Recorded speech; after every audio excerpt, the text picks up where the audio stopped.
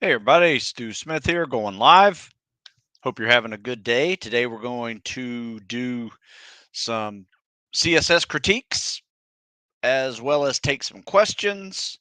But first, very important, always give this speech in July because depending on where you live, it is very hot. And it was really hot today. We did this normal Tuesday morning hill day where we do some warm up squats and lunges and things like that on the way to the hill, which takes about 2.5 miles. Then we run this hill that's each hill adds another half mile to your run. And then we do some intervals on the way back. Very hard today. It wasn't even that hot. I mean, I'd probably say it's like 78, 79, but it was just so humid. And depending on where you live, it's probably hot and or humid right now, or arid, depending on your location. But being a heat casualty is a very real possibility somewhere in these mid months of July if you're in the upper hemisphere. So, with that, what does that mean? Like, I personally do this when I go on this run. We run down 2.5 miles and we run back 2.5 miles with some, round trip hills, on the far end away. So that means I'm going to be running back to the starting area where we all parked. What I do is I will carry two water bottles with me, one with electrolytes in it, the other one with just water in it.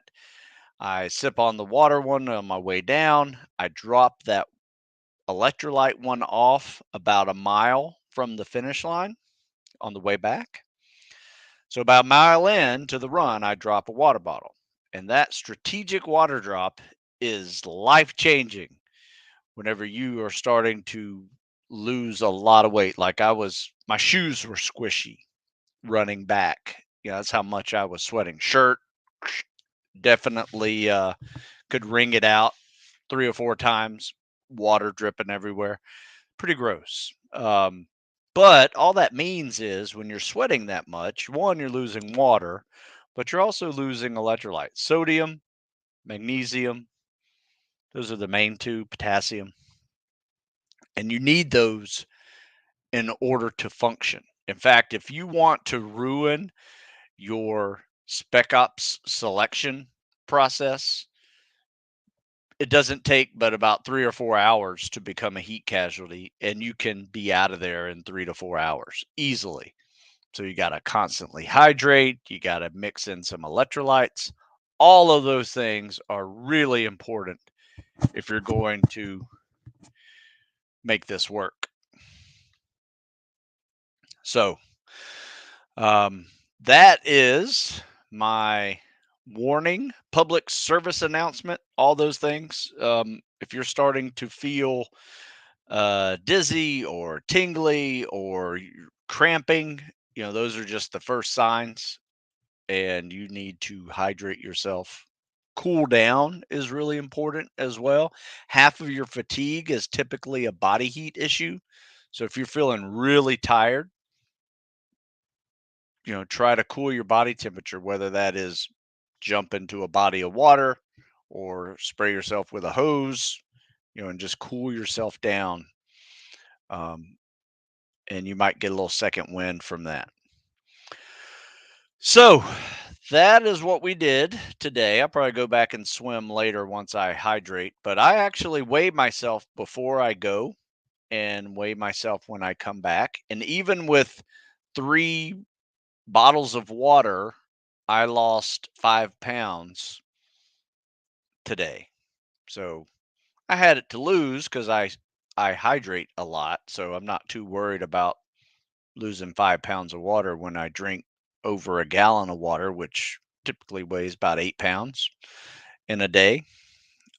So if you have it to lose, you can last a little longer. If you don't, that's where tomorrow starts kicking your butt. Right? So you have to catch up on all those water droplets that are leaving your body. You need to catch up today in order to be able to perform tomorrow. with electrolytes as well. Um, I use a variety of things from Pedialyte to Gatorade, Liquid IV. There's a couple other ones out there. Drip Drops, really good. There's countless of them out there. Um, Anything that helps you add in some sodium is really important. Okay, let me start sharing. I don't have a whole lot of time today, so if you got questions, you can send them.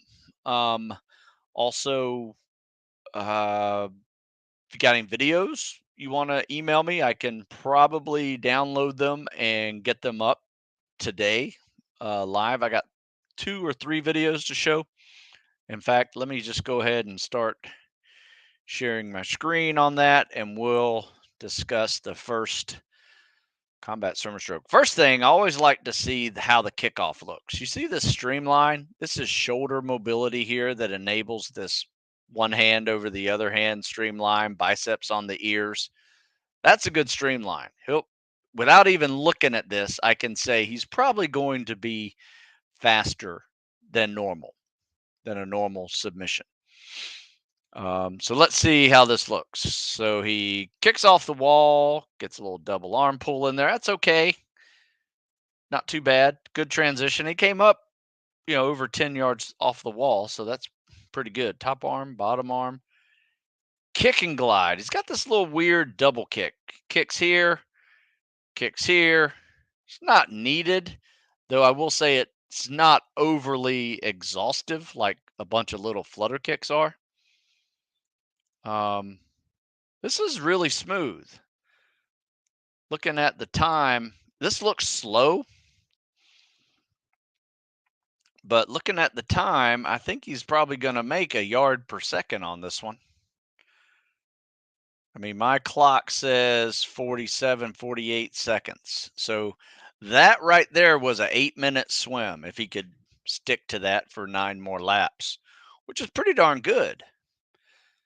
So kicking off the wall, double arm pull, that could be a little smoother, and this little transition into the stroke could be a little smoother. He lost a little bit of momentum there, but it's not horrible. I will say this. I like to, on this top arm pull, my face is out of the water when that arm goes right past. So see how his face is still in the water when that arm is already there? I like to pretend there's a string tied to my nose and my hand. So when I pull, it is pulling my face out of the water. So when I'm here, my face is out of the water. Then all I have to do now is just pull that bottom arm and inhale, kick and glide up under the water. So think about it that way. I think it will smooth up your timing a little bit with that, because right now you're just kind of gliding in that lead arm trail arm position, which is nothing wrong with that as long as you got a good streamline position, but it can eat up your momentum if you're too much into this one arm glide phase. That's why I just use the bottom arm as a while I'm inhaling, just get it over with and then get in the 2-arm glide phase as much as possible. This is good. Like I said, there's not a whole lot to critique. If you can do an efficient 48-second 50, now the problem is you just have to get in shape to be able to handle that 10 laps. So that's really good. It's really good. Like I said, I don't like to be too nitpicky on a guy who's pretty efficient at a 48-second. He truly doesn't need my help other than conditioning. And that is it. I think he actually swims like a 9:30. So his stroke is capable of an 8-minute, but his lungs and heart are not capable of an 8-minute yet. My suggestion would be go with that 50-50 workout. I'll post it up here if you're new to that term, as this is a great way to get into swimming shape quickly. You got to do it a lot. You got to do it 4 or 5 times a week, but it's not a whole lot of swimming. It's like 1,500 meters of swimming, but I promise you 1,500 meters of swimming will get you in shape for any 500-meter test. Just gives you a good method. All right, first question from Drew. been doing cows and cardio for 6 months, but recently had a heel spur and will be back on my feet in October.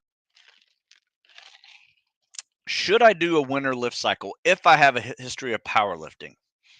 Good question.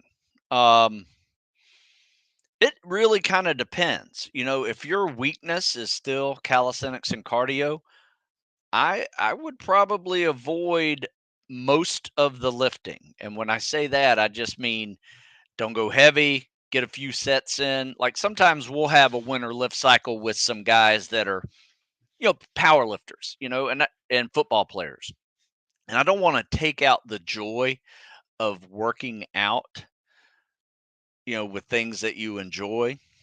Um, but instead of, let's say, a 5 sets of 5 routine, which I would do with somebody who needs to gain some strength, just for example, I'll maybe let them do like the first 2 sets, and then the rest of the workout they are doing more calisthenics and cardio versus, resting and working on strength and stuff like that. They're just trying to maintain some strength, but also work on a weakness. So that is my suggestion. You could basically just do the, spring, summer. If you do the springs, in fact, this is not a bad idea. If you do the spring training one, this is 3 weeks of calisthenics focused with 1 week of strength training. So all spring for I think 16 weeks, we did 3 weeks of cows and cardio with a running progression and 1 week of strength training with a little bit of running uh, pullback, just to uh, give the legs a little bit of a break and the work on maintaining some of the strength that you might feel you're losing. But I will say this: if you're coming from a history of powerlifting, I didn't lift weights for 18 months because I knew I needed to be a better cardio and calisthenics guy. So I actually, there weren't programs like this out there. So I just did triathlons and did PT pyramids every other day and leg calisthenics. Didn't even touch a weight for that long. And it worked. I mean, that's one way to do it. Like I said, I have a way to train, not the only way to train. There's many ways to do this. But the one place where people screw up is they neglect their weaknesses and focus on the strengths too much. All right, next question. Contacted a recruiter today for Air Force with intention to go on TAC P, prior service. National Guard for 9 years, 6'3", or 33, 6'2", 175, looking for a healthy weight program for 8 months out. Well, you're going to have to take that initial fitness test. This is a good one for that. If you're looking for more calisthenics and less weight training, this is the one for that. However, there's another one, which I'm afraid I don't have a copy. Increase strength. Maybe I do back here. Increase strength and crush the PST, pass test, or IFT. And what that one is, that's 3 weeks of lifting with some moderate running and swimming, so you maintain some cardio abilities. And the runs that are in that program are short and fast. So they're really geared towards just maintaining PST, fitness test level running. Not a whole lot of mileage on that. So you're focusing on your lifting for 3 weeks, but every 4th week you take a lifting deload and focus on your calisthenics and cardio. It's just a reverse block periodization of this model. So 3 weeks on, 1 week off. In fact, I'll let you read the block periodization lessons learned article, which is a really good one because I originally started this one down a little bit bigger, meaning I did originally my first cycle doing this was with 4 weeks of what we were focusing on and 2 weeks of calisthenics and cardio. So for instance, our winter lift cycle that fall started off with 4 weeks of lifting, 2 weeks of calisthenics and cardio. And to be honest, the 2 weeks of calisthenics cardio was a little too much. And I also thought the 4 weeks we were starting to get a little burned out on that fourth week.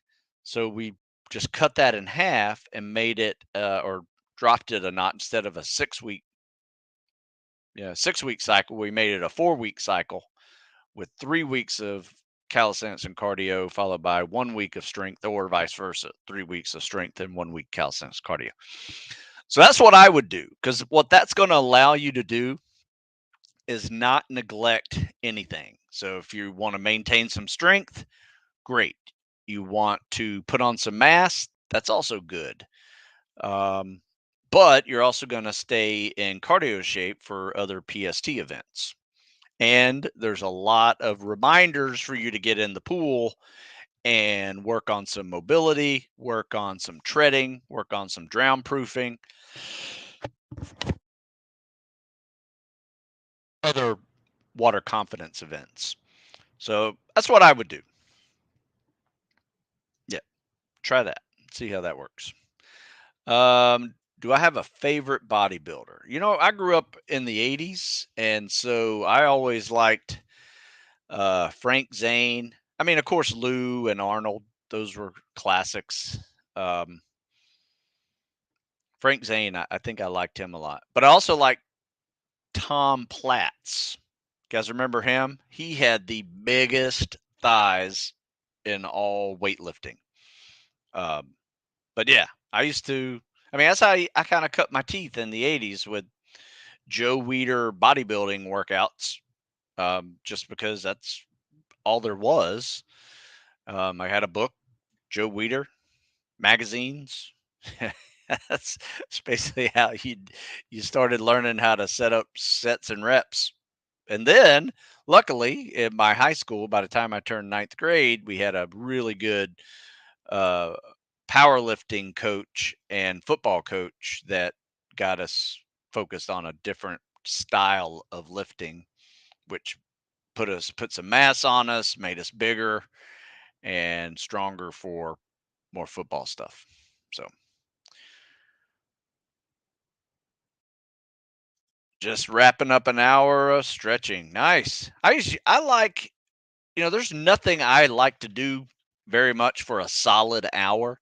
That's why on my mobility day and flexibility day, I like to mix in some cardio. So it's very light though. 5 minutes of cardio, 5 minutes of stretching, and do that for an hour. Sometimes even longer. Sometimes an hour and a half. So it for me it's just a way to really kind of warm up the muscles before I really start stretching them, whether I'm dynamic stretching or static stretching. But yeah, I'm with you.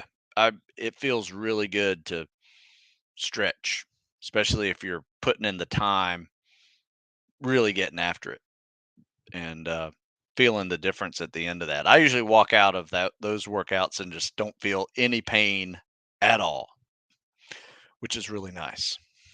Though sometimes when you stretch, you definitely feel the pain. All right, let's do this. It looks like I got all the questions answered. Let's go to another swim. Pull one of these up. See what this one is. Yeah, I don't think this one's a great one, but it'll do. Trying to remember what this guy's problem was. Okay, so right from the start, we're going to start here. See how his arms over his head could be better. He is basically doing this with his glide, which is nothing wrong with that, I guess. But I have found that if you put one hand on top of the other, use this thumb to kind of lock it in there like that, right? And then put those biceps on your ears, get your shoulders back there. That it just moves you through the water so much better. A lot of times people will, do this with their head up like this. So this is their glide position, right? Versus keeping the head down and doing it that way. Makes a big difference in how you streamline through the water. Because remember, if you're underwater, you want to feel like a torpedo, right? You don't want to be plowing the water, right? You want to be cutting the water. So that's how you do it. Good streamlined body position. It's probably the number one most important thing to learn with swimming is how you streamline all this, just to so you glide faster.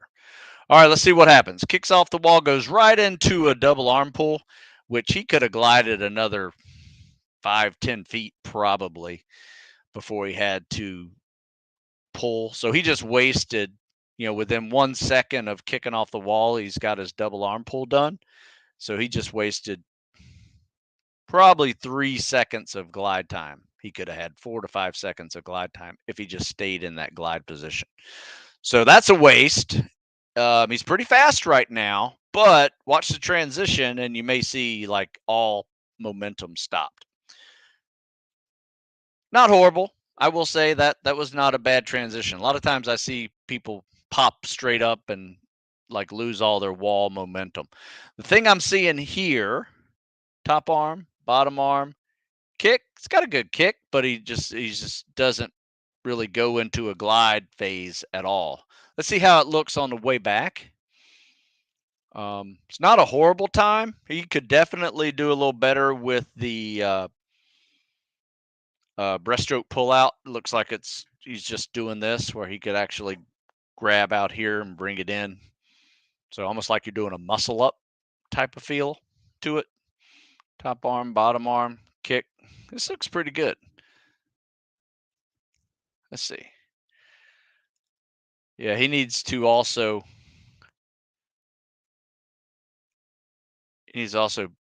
see how his face, yeah, he brings it up a little bit, but it's not horrible. Looks like he's at 51, 52 seconds.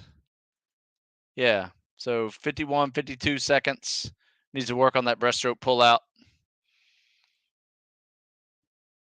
If they allow it. Some instructors don't allow breaststroke pullout, so no need to work on it. But be able to do it if you're allowed.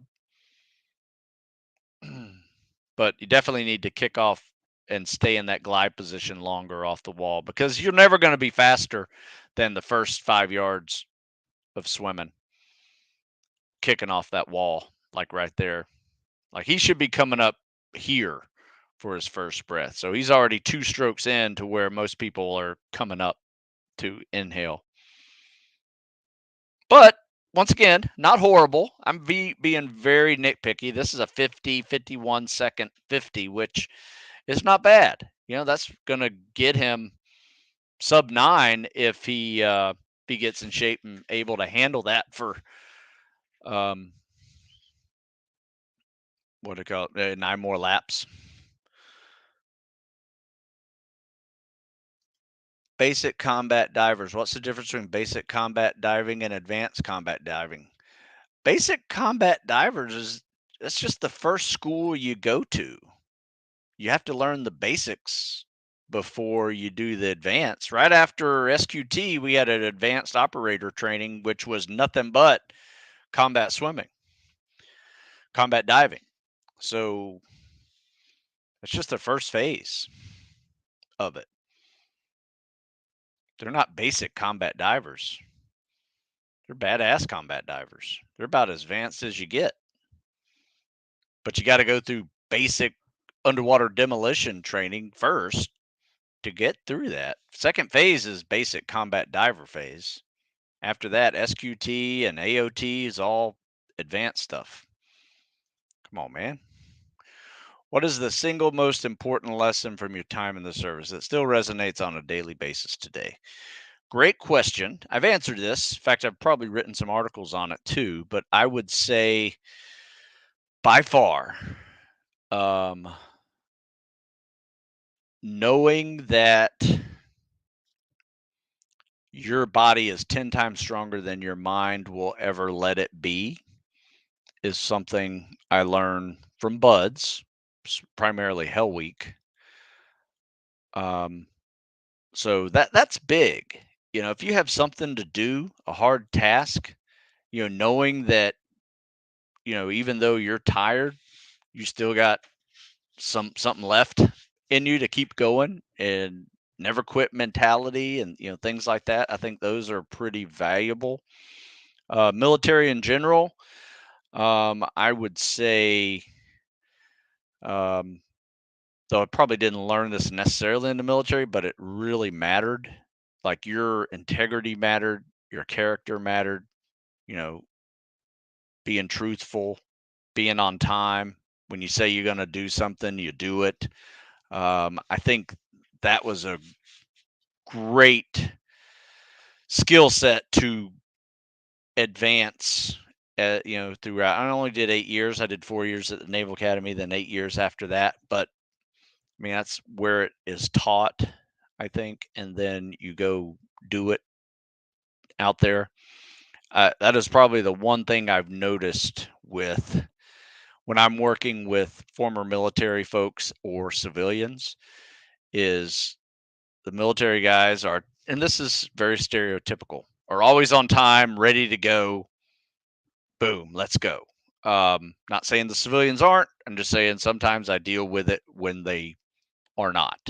Um, Initiative. Um, Take initiative. Like, if you tell somebody to do a task, somebody has a task to do, um, and they get it done, and you're like, damn, very nice. Good job. How'd you do that? They figured it out. I think taking the initiative is also a good part of that military training that I still use. So, good questions. Good question. I like that one. I'm 31, running about a career longevity in special operations. Where do a lot of these people end up when they can't do it anymore? Um, well, I mean, some people end up, with significant amount of experience that is very valuable. Now, they may not be able to go do those ops, but they're very important to the process of teaching the younger guys how to do those ops, and gain those skills that they're going to need. They're going to learn a lot from your lessons learned. Um, but I mean, that tends to happen. I mean, most of the older guys get into more of the leadership, mentorship process of the SEAL job than the actual operator type. Now, I will say this: I've seen guys 20 plus years still jumping out of helicopters and getting it done. So it can happen like that as well. So, quite impressive. When you're in your 40s, still doing the job that most 25-year-olds can't do.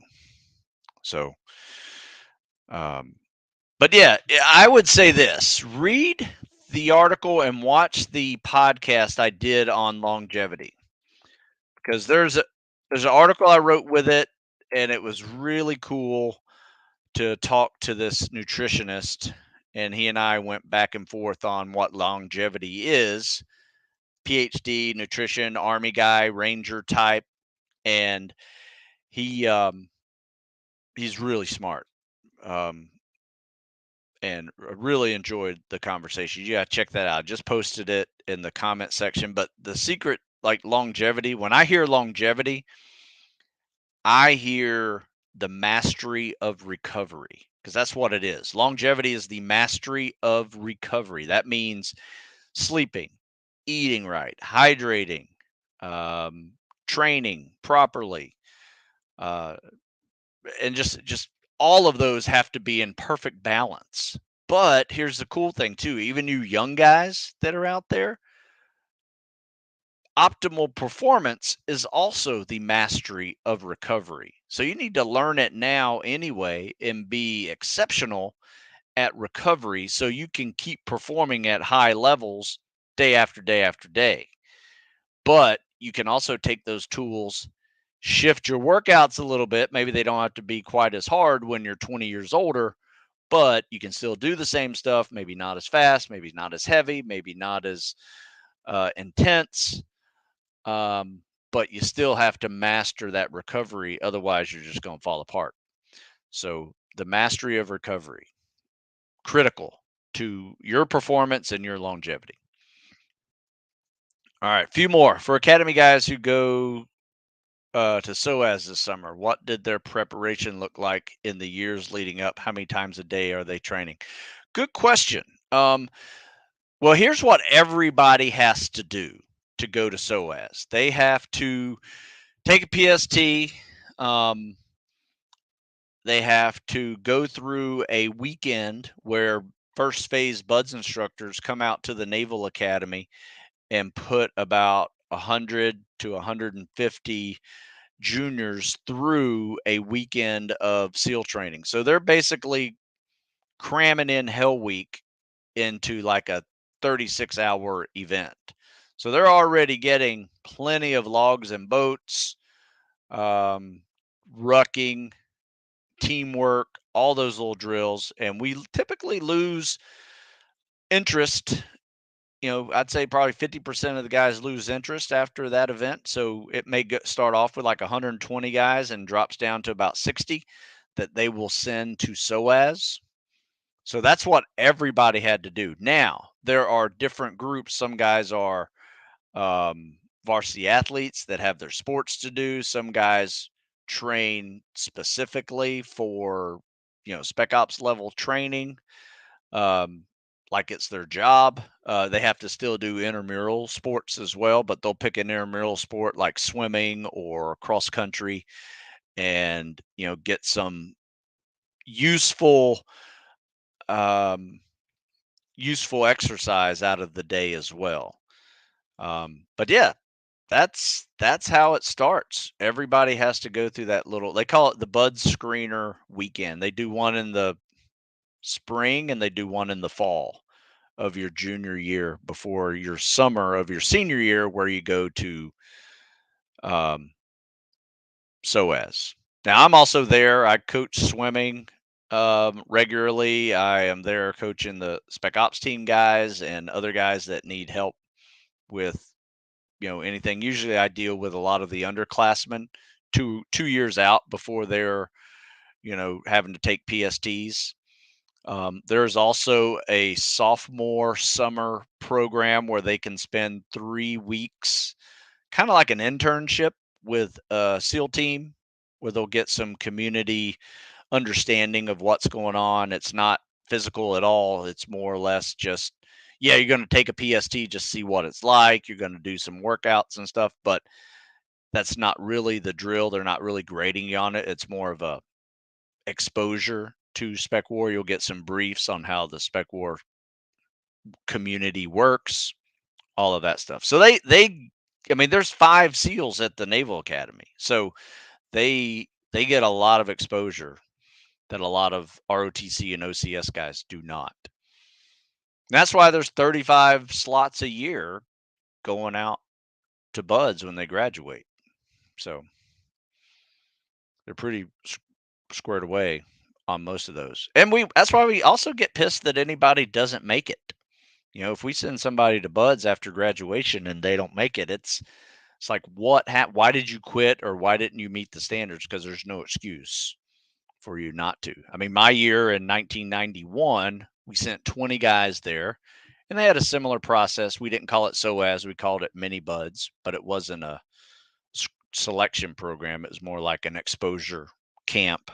But people came back from that and said, I'm not going back. People came back from that and says, I hope I can go back. But we sent 20 and graduated 20. So there you go. There's no excuse.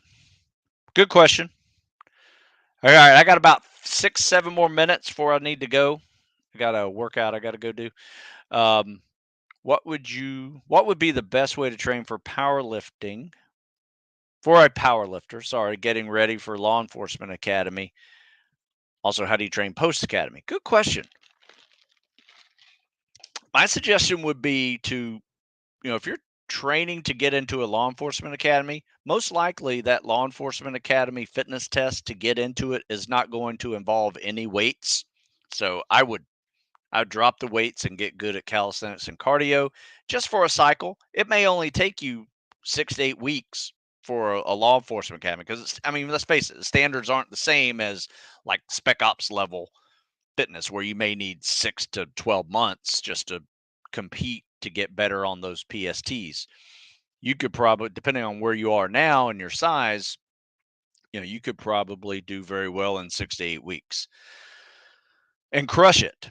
Afterwards, however, you know, th- there are really not a whole lot of standards that you have to maintain as an active law enforcement officer. However, you should learn a little bit about tactical fitness, and it still applies to you to be good at everything. A lot of law enforcement officers just spend time in the weight room and they don't run. Their idea of chasing down somebody is saying, "Hey, we got a runner," on a radio, and getting in the car and chasing them down. Um, but there are some that are good at everything as well. They're strong. They're good at maybe doing some jujitsu or some kind of martial arts that are very helpful with grappling and taking somebody to the ground and handcuffing them. I would suggest that.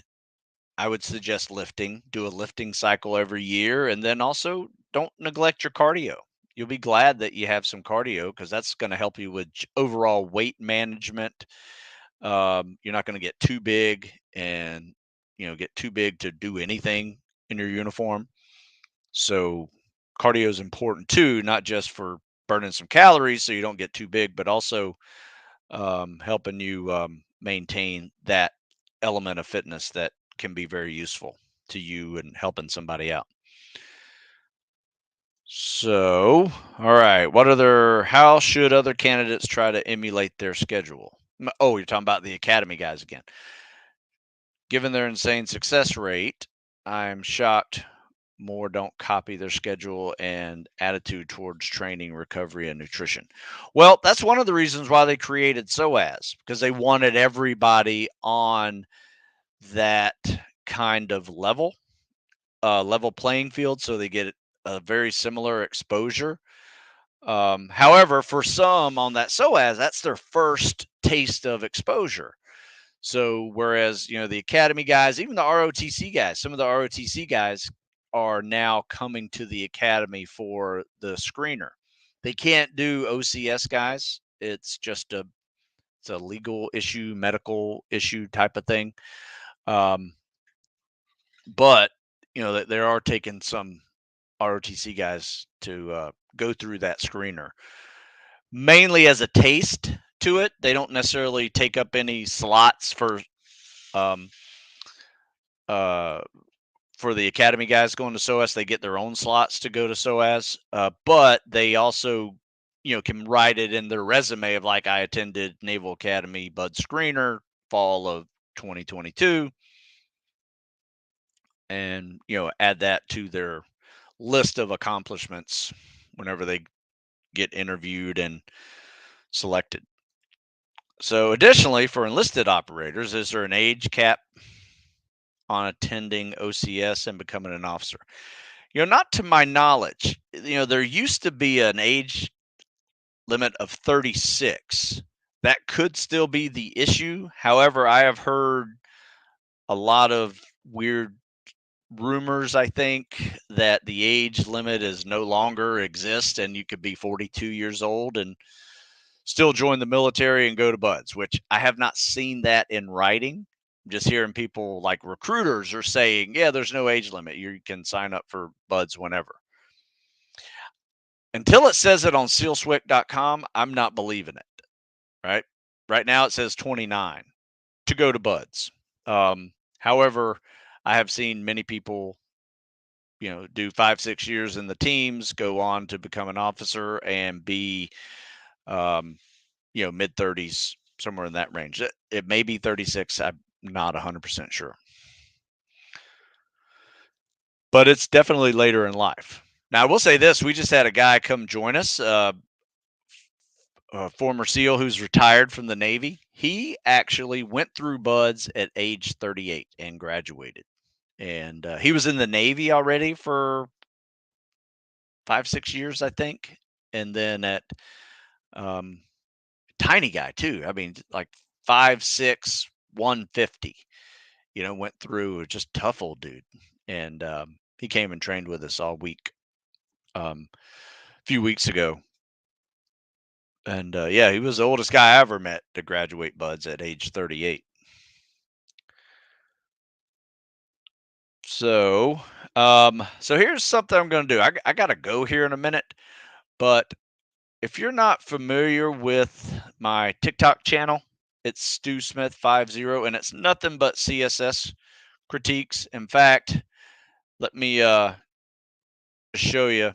There's one I posted the other day that I thought was probably one of the better ones I've seen in a very long time. I think I have like 100 videos on here.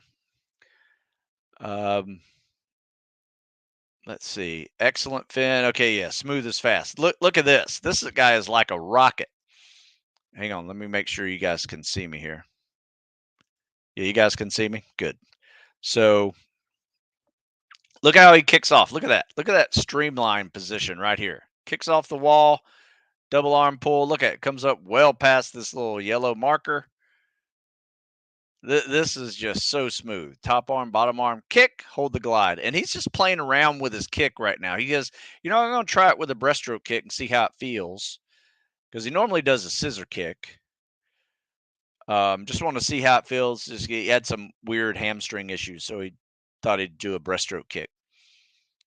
And it didn't do anything to his time. Didn't make it slower, didn't make it faster. I mean, this guy is slinging some serious speed. I mean, look at this timer here. I think it says 41 seconds, 41, 42 seconds. So if you do the math on that, that is a 7 flat swim. But these are kind of videos I post up on TikTok. Now I also post some really bad ones too, just to show you can't do this because this is not a legal CSS. All right, so you can see some in here. I try to label them. So not bad, kick needs fixing. This is a little drown proofing drill we do. A lot of perfect, strong, weak side, swimming with fins, swim with fins, fix the kick, pull harder, kick harder. Those are some, typical issues that people have. Here's a classic one. Pull, breathe, kick with no glide. This is a lot of effort. Watch this. Like you just watched the last guy. 2 strokes, 3 strokes, 4 strokes. He's already at 4 strokes before the guy finished his first stroke. So as you can see, this is a big waste of energy. Not a horrible stroke. I mean, it's there, but he's just skipping his glide. You can still glide at a yard per second without moving. Then he goes on his weak side and it's not much better. Just a lot of moving, a lot of kicking. So you want to be a little more efficient when you do this stroke. So, all right. I think that's about it, folks. I said I had about 45 minutes before I had to go. But yeah, check out that TikTok page. It's a lot of fun. It's fun making it. People send me videos to critique, post it up there, and it's a good lesson for folks. And it's all one-stop shop. Like on my YouTube channel, I probably have over 100 CSS videos on this YouTube channel, but unfortunately, there's exercise videos, there's live videos, there's 200 plus podcast videos on there. So it's kind of hard to sift through. However, if you do go to my YouTube channel, there are little channels over here on the left-hand column where you can definitely find all the CSS videos. And they're old. They're back before I had an iPhone. So they're like old video camera, I guess like this old video camera filming. I had to go download it on the computer, and it's a pain in the ass. So much easier now. All right, folks. So check out StuSmithFitness.com if you're looking for programming, or you can send me questions, stu@stusmith.com. But you can also save 20% by using the Compete20 code. Save 20% at Stu Smith Fitness. All right, folks. Hey, thanks for your time. And until next week. We'll talk again. Have a good one.